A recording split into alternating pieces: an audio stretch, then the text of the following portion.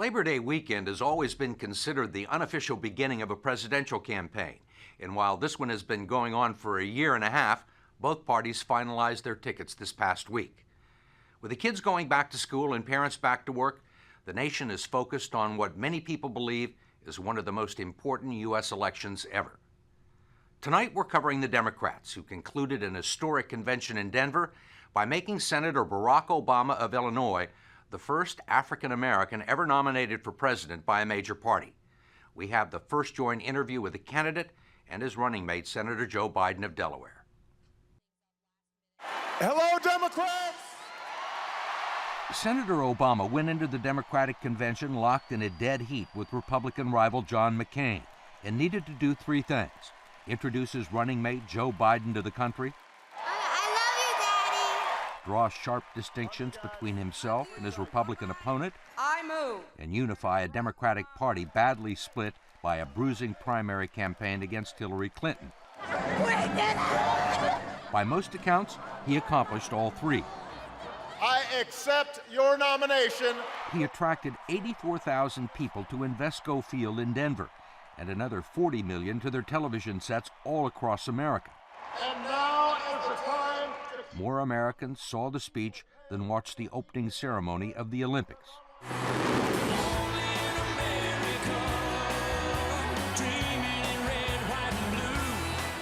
We began our conversations with the new Democratic candidates backstage. How are you? So nice to see you. Just moments after the most improbable nominee had given the most important speech of his young career. Did you ever doubt it was going to happen? Of course. When? Well, let's see. About a year ago, we were down 30 in Iowa. But I never doubted that it could happen. I never doubted that if we were able to mobilize the energy that you saw in that stadium all across the country. I knew it was going to happen before he did. I was running like the devil. I watched. I thought I was pretty good, but I watched. This guy just sort of grabbed the lightning, it just grabbed it. And you could tell, Barack, I tell you, my team knew. I knew in August. We were doing okay. What it was. So, but this is exciting. So, were you surprised to be up here? I was surprised. I'm truly honored to be up here.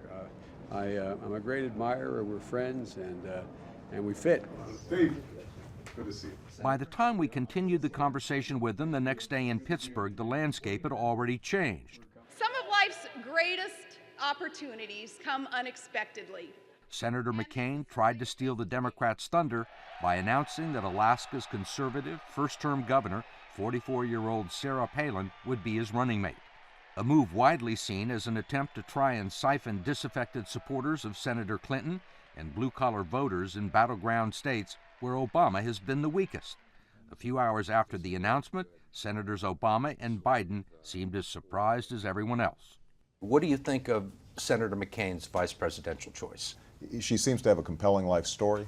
Obviously, she's a fine mother and a up-and-coming public servant. My sense is that she subscribes to John McCain's agenda. Does the fact that he chose as his vice president someone who has less experience than you take that weapon out of his arsenal? Well, I think that's a good question to address to Senator McCain. Of course, the issue of experience is going to be relevant. And if I were running against me, that's something that I would try to make an issue of as well, particularly if I had been in Washington as long as John McCain had. She's a lifelong member of the NRA. She's a hunter. Her husband's a member of the United Steelworker Union. Blue-collar guy. Got a son on the way to Iraq. It seems like just the kind of person who would appeal the voters in states that you absolutely have to win. Well, I think, and they have to win. Well, I am happy if this ends up being a referendum on what's going to be good for blue-collar workers. I'll put my guy, Joe Biden, up against anybody when it comes to fighting on behalf of those families, because he's been there. He comes out of Scranton, Pennsylvania. He's been fighting for those folks ever since he got into the Senate, and he hasn't stopped, and he hasn't forgotten where he's come from. I think we really underestimate the people in the neighborhoods I came from, you came from. I really think we underestimate them. People get it. So I think they're looking for more than whether or not Joe Biden's from Scranton and she hunts. I think that's, what you're going to do about it. But you tried really hard to reach these people. You went and sipped beer, which I know you don't particularly like. I mean, you No, even... Steve, you, I had a beer last night. I mean, where do Did you? these stories come from, man? I'm the one who doesn't drink. I thought you told me that. Where does the story come I from thought you that I told don't me. like beer? Anyway, I Come mean, on, man. You even tried bowling. Now, so time out a second. Now, my question is, Senator... I've got to defend my bowling honor here. It is true that my bowling score left something to be desired. The reason I bowled, though, wasn't to try to get votes. If I had been trying to get votes, I promise you I would have been avoiding a bowling alley. The reason I was there was to campaign, and we had great fun. But here's the bottom line. I wouldn't have been elected to the United States Senate out of Illinois, which is 12% African American, if I didn't have some broad appeal. So the mythology that's developed that somehow I can't get those votes is refuted by the very fact that I'm sitting in this chair. Is that one of the reasons you picked Senator Biden? What reason is that, Steve? You said you've got Joe Biden working for you in Pennsylvania. Well, states like Pennsylvania. Let me tell you the reason I picked Joe Biden. Number one, he can step in and become president, and I don't think anybody has any doubt about that. Number two is that if I'm in the room making the kinds of tough decisions that the next president's going to have to make, both on domestic policy and on international policy, then I want the counsel and advice of somebody who's not going to agree with me 100% of the time. In fact, somebody who's independent enough that can push back and give me different perspectives and make sure that I'm catching any blind spots that I have. And Joe Biden doesn't bite his tongue. You've had some differences over pretty substantial issues. Iraq, for one. Actually, we haven't. Look, Barack was right. He not only got it right about being against the war, I got it wrong about underestimating the incompetence of this administration when we gave the president the power we gave him at the time. He knew accurately that not even being outside, maybe it gave you better perspective, that meant he was going to war. Bush told me he wasn't going to war. I thought they meant it. You're standing outside. You knew they didn't mean it. Well, one of the reasons that I love Joe, and one of the reasons I think he's going to be such an effective vice president, is he's blunt when he's right and he's blunt when he's wrong. And that means that I can trust his counsel. And that's what I think a president needs from a vice president. Look, there is no choice I could have made where the person's going to agree with me 100% of the time, and I wouldn't want that person. Michelle doesn't agree with me 100% of the time. In fact, with Michelle, if I can get to 50%, I'm feeling pretty good. What you want is somebody whose core values you believe in, who you trust, who you think is a straight shooter. I mean, you have had, you from time to time put your foot in your mouth. Sure I have. I'm certain that Senator Obama was aware of that. I'm confident. Everybody's aware of it. Right. There was an issue in 1988 involving plagiarism, which I'm sure the Republicans are working on a campaign commercial now about. I'm sure that's probably true. What have you learned about politics Well, look, and running for office in those 20 years? I made a mistake. I made a mistake 21, 22 years ago. I was arrogant. I didn't think I had to prepare. I showed up at a debate and I failed to quote somebody, a guy named Neil Kinnock. And I just asked people and everyone else, look at the last 20 years of my career since that allegation occurred. But I think that I have a record that people can go back and examine and decide whether or not I mean what I say, whether, no matter how I say it, whether I'm consistent with what I've asserted I care about. That's all I care about. And, but, there's going to be a lot, I'm sure, a lot of things said about it. I like who he is, and I think the American people will. And I think together we're going to win this election. Joe's going to end up being one of the finest vice presidents we've ever had. Have you spoken specifically about what your role would be in an Obama administration? Yes. He had just a few questions that were important to him, but were threshold questions. If we didn't pass that threshold, he wasn't interested. I don't want to go and just hang out. I could help Barack a lot more from chairman of the Foreign Relations Committee or from the United States Senate.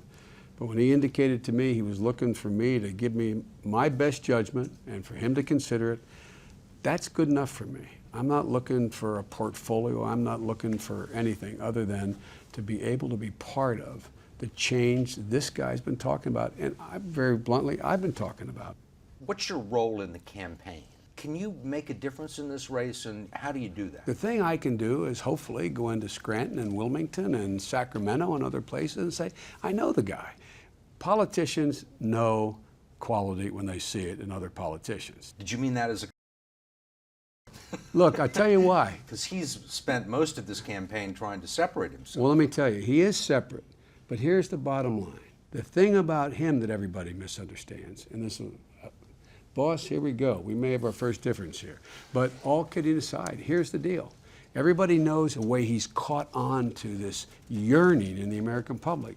But the second piece of that is, it's not only the idealism, you gotta be tough. You gotta be tough to be the President of the United States of America. And if you don't have political good sense, if you're not politically tough, let me tell you something, I don't want you being my president. And you think he is? Absolutely. But one of the weaknesses in terms of this campaign is that there are people out there who don't think that you have a punch, that you are not that killer instinct, that you are a very deliberative, judicious person who prides himself on building consensus, but it is not in your DNA to be confrontational. The fact that I don't go out of my way to call people names or try to take cheap shots, and that I try not to throw the first punch, but to see if I can find a way to work together with people, sometimes leads people to underestimate what I've got. I think it's fair to say that if I couldn't not only take a punch but occasionally throw one, I wouldn't be sitting here. You just come through a very historic week. I mean, politically, this is a real milestone in American history. But yet, there was almost no mention made of it. You made no mention of it, and the Democratic Party made almost no mention of it. Why is that? I mean, you're the first black person ever to be nominated by a major party. Yeah, I think people noticed that. You didn't think you needed to bring to their attention? I think people understood the significance of it. Is part of it the fact that you don't want to be considered as a black candidate? Well, look, it is absolutely true that I want to be the president for all America. You know, this is not a symbolic exercise on my part. I intend to win this race so that I can work on behalf of all families in America. If I can get health care for every American, if I can make sure that the economy is providing jobs that pay a decent wage, if I can solve this energy problem so that we're more secure, if I can make an education system work for every child, then that's going to be good for black Americans, that's going to be good for Hispanic Americans, Asian Americans, white Americans, that's going to be good for everybody. One last question. You are running against the record of an administration that is one of the most unpopular in the history of the country. Good reason. And there are people that believe that you should be much farther ahead in the polls than you are. Yeah. What do you say to that, and are you comfortable with the way this race is going and where you are right now? Look, this is going to be a rough, tough battle. The Republicans don't govern very well, but they know how to campaign. And you know what I would expect is that it's going to take mid-October before a whole lot of people start making up their minds. And there's nothing wrong with that. This notion that somehow this should be a cakewalk and I should just walk into the election with you know, a 10, 15-point lead, you know, I think doesn't give the American people enough credit. They want to get this thing right. We've offered Senator McCain and Governor Palin the same opportunity to appear on 60 Minutes and look forward to having them on soon.